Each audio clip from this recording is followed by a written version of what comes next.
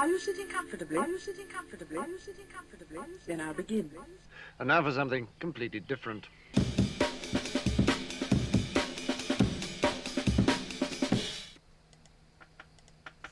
Hey there, Dreamwalker. What's happening? Thanks for joining me on episode 6 of Decoding My Dreams. If you're a return listener, viewer, watcher, thanks for coming back again and following me on this journey. Are you sick of hearing that word journey? Does it make you want to throw up in your mouth a little bit?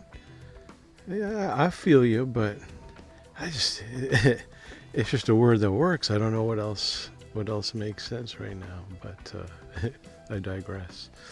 If you're a new listener, thanks for checking this out. I really dig talking about dreams. I'm kind of digging in a bit deep here and talking about my own dreams. It's kind of personal. But I think through talking about my own dreams and some of the symbols I figured out and how they bleed into my daily waking life, maybe you can gain some insight or something useful from this. I feel like I'm really starting to find my groove with this a little bit. I keep having things in mind that I want to talk about. I want to get to lucid dreams. I'm sure some of y'all have experience with lucid dreams and might have some interesting stories. But I keep having dreams that seem interesting to me, and I might as well put them on the record so I can sort of follow where they may lead, what connections they may have to other dreams, as well as other dreamers. It's pretty interesting. So yeah, that's what's up. I think dreams are something I've always been fascinated with. I wanted to study dreams in school, and while I was doing my psychology undergrad, I did study sleep, and I studied experiential psychology and altered states of consciousness, but really wasn't able to give dreams the time and study that I'd hoped to. I feel like one of the things that I remember reading about ancient but tribal culture, unaffected by technology, it seemed part of their day was, effectively hanging out in hammocks with their family members after the chores are done and talking about the dreams. Dreams played an important role in earlier cultures, and they took time to talk about their dreams and what they may mean and some sort of greater significance, purpose. I think dreams are much more than just your brain staying active and keeping functions going while you're sleeping. I think there's real purpose and validity to dreaming. We spend a lot of time in the dream world, or a lot of us do, and I think there's a lot more to it than just random images while we sleep to keep brain flowing and synapses firing. There's a lot going on. There's a lot of different aspects to it, but I think being able to talk about dreams is really, this is a dream of mine, so y'all are helping me fulfill my dream of being able to talk about dreams. I think one of the most exciting things about this project so far has been hearing y'all's dreams. People have been sharing some amazing stories with every video I post about your own dream experiences, and I'm loving hearing them, so please keep sharing them. I don't necessarily... At this time, I'm not necessarily going to share your stories on here because I think they're your stories and I don't want to steal your thunder, but maybe at some point in the future it would be cool to get a bunch of your stories together and letters from the viewers, so to speak. So yeah, I appreciate the feedback and hearing your stories, and please, if you feel moved to do so, let me know about a dream you had and what you think is going on, or if you're wondering what could be going on, let's talk about it. Right on. So, what is up this week? If my title seemed a bit clickbaity, I hope you won't be disappointed, but I have a few interesting things to talk about today. So the first dream that I had this a couple of nights ago, and it was quite similar to some of my hill climbing dreams, which you might have heard me speak about before. The scenario was I was in a vehicle with somebody. I wasn't driving, I was the passenger, and we had to get somewhere. I'm not quite sure where the destination was, but for whatever reason the driver wanted to drive right up the side of a very steep sort of ski hill, and not the bunny hill. I'm talking like a double black diamond, sheer ice. Like, you wouldn't ever think to drive a vehicle up. You wouldn't think to try and snowshoe up it. You wouldn't think, maybe someone might try to ice climb it, sort of thing. So, the vehicle starts going up and we're shifting around and the tires are slipping, and I'm starting to panic a little bit because it's starting to remind me a lot of the dreams where I'm in a vehicle and it spins out of control, and I'm getting a little concerned. But we're actually heading up the hill kind of no problem, and before I know it, we're at the top of the hill and it was a piece of cake. So no problem. That's cool. The dream continues on. So now I'm at the top of the hill. It's not a ski hill anymore. It's kind of it's a beach. It's a beach coming out of a forest, and there's a lake. There's sort of like cement pathways and features. I think there's lights. It's almost like it's a public park, sort of lakefront pier type area. But for whatever reason, we'd climb this hill and we were going to camp there, and it was going to be awesome. But now my concern was, now that we made it there, where am I going to put my tent? I don't want to put it right in the path, and then there's nobody here. It's at night, but tomorrow there's going to be people everywhere. I don't want my tent to be right in the way. So I was sort of scoping out an area of where I wanted to kind of set things up and move on from there. And then that was when I woke up. So not anything too groundbreaking or whatever there, but some reflections in the tie-in to my dream where I'm climbing the steep hill.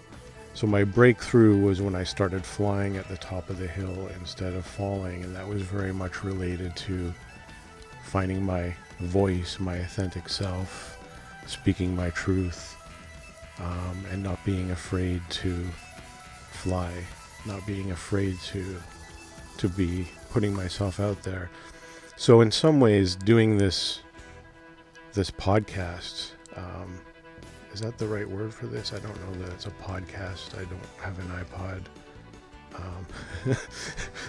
But yeah, so doing this is a lot of conquering that sort of fear, that fear of flying.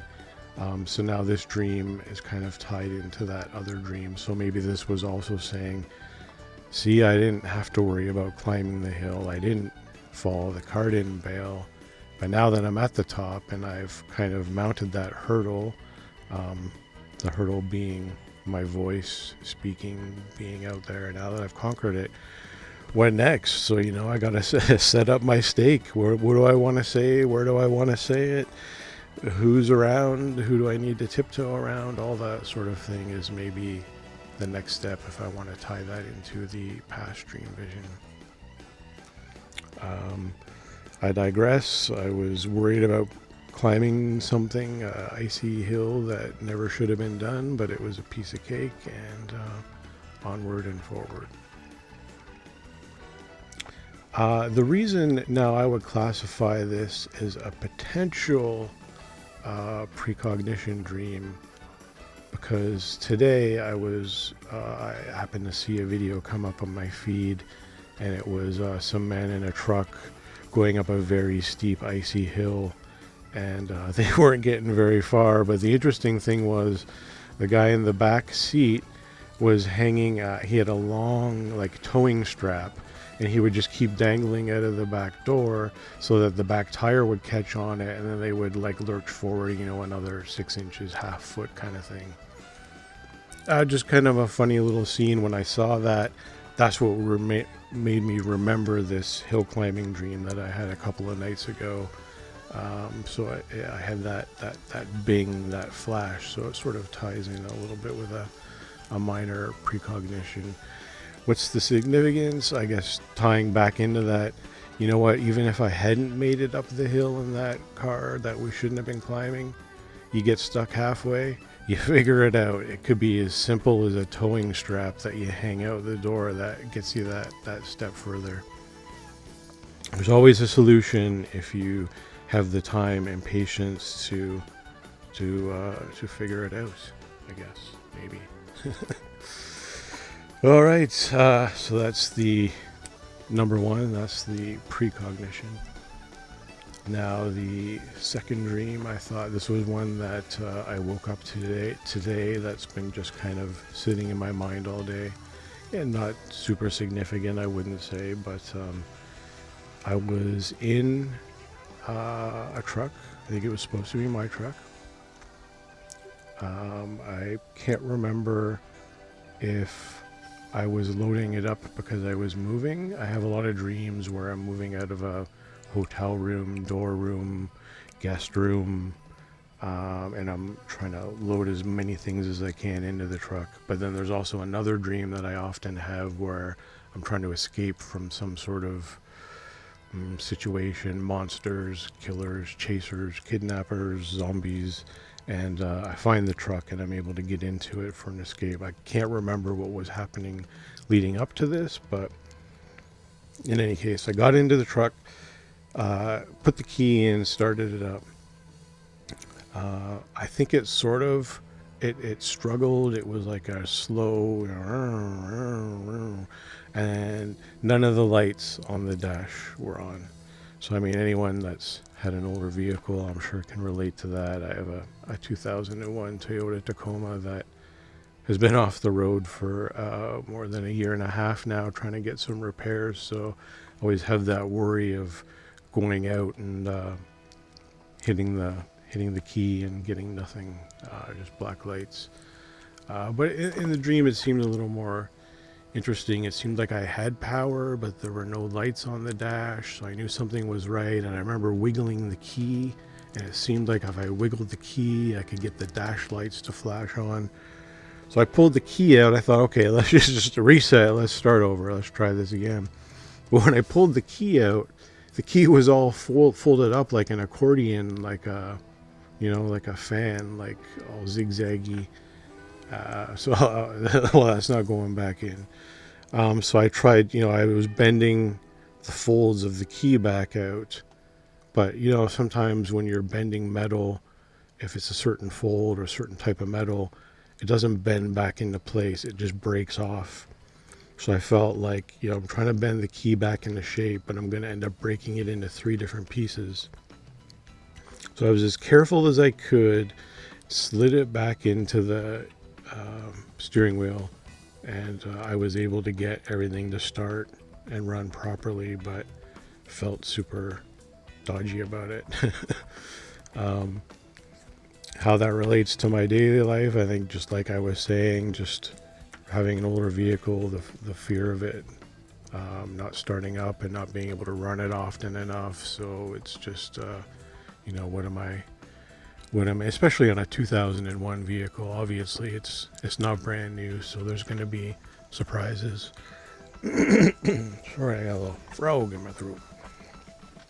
So yeah, and anyway, that's why I think that could qualify as just a daily artifact is earlier in the day I had been watching a video where someone took a key and then they made a little wax impression of it, and then they ground a bunch of graphite from a pencil, melted it, poured it into the depression, the wax depression, and effectively made a really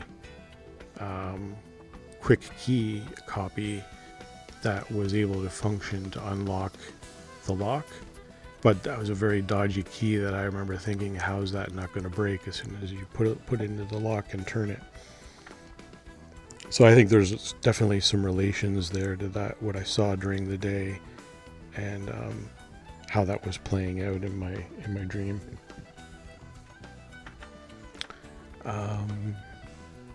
Was there more I wanted to say to that? I don't know if there was much more to that. It was, I don't know why it's sticking with me, so maybe that will have more meaning in time. So now to the third dream I wanted to talk to about today. I wasn't necessarily finding a home for ET conversation in this topic in decoding my dreams, but it happened during my dreams, so it seems like a good time as any to talk about it. Last night when I was just falling asleep, and I was just fading into that hypnagogic state. Just, you're not in a dead of sleep, but you're not fully awake, and that's when a lot of strange things can sort of happen. And then all of a sudden, this, it's so hard to describe, but I had this vision of an elderly sort of woman with big dark eyes, very much like you would think of as a gray alien. I don't recall her having any ears, but for some reason AI is really quite insistent that alien human hybrids have large ears. So this was the closest I could find in this image here. But yeah, it was an elderly woman with dark hair who I would describe as an ET human hybrid, perhaps a gray sort of human hybrid, large dark almond shaped eyes, but dark hair and sort of more human looking. I don't think there was ears. She put her hands on the sides of my head, and it was so abrupt. It was, like the records screeching, like hands on the side of my head and this face right in my face. And she said, "Am I interrupting you?" What? and that was I was in so much shock that I sort of woke myself up. I started immediately thinking, I guess not. Let's go a little deeper. Who are you? What's going on? What's up? Wasn't interrupting me per se. That was a strange thing to hear. Am I interrupting you? I didn't feel like it was sarcastic, like, oh, am I interrupting you while you're trying to sleep over there? I felt like it was somebody that didn't understand maybe the best way to speak to me. Just, and am I interrupting? It was almost like more someone asking if they're interrupting, is this a good time, but without the emotional inflection of a question, I suppose you could say. Am I interrupting? Yeah, I don't know what that was. That felt really strange. It looked really strange. I tried to get back. I thought maybe if I could kind of match that frequency, get myself back in the hypnagogic state, I could sort of recreate that or take that a little bit further. Maybe it's somebody that I can speak with. I don't know. I know that sounds crazy, and half of y'all probably just checked out now.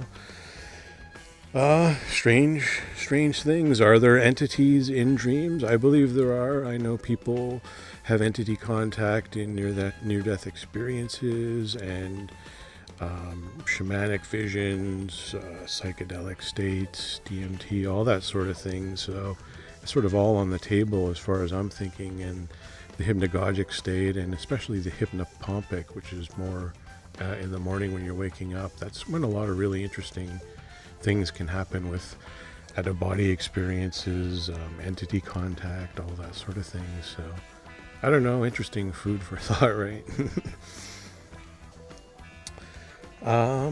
So where are we at? Oh, this one definitely went longer, and y'all probably think I'm a little whacked out by now, but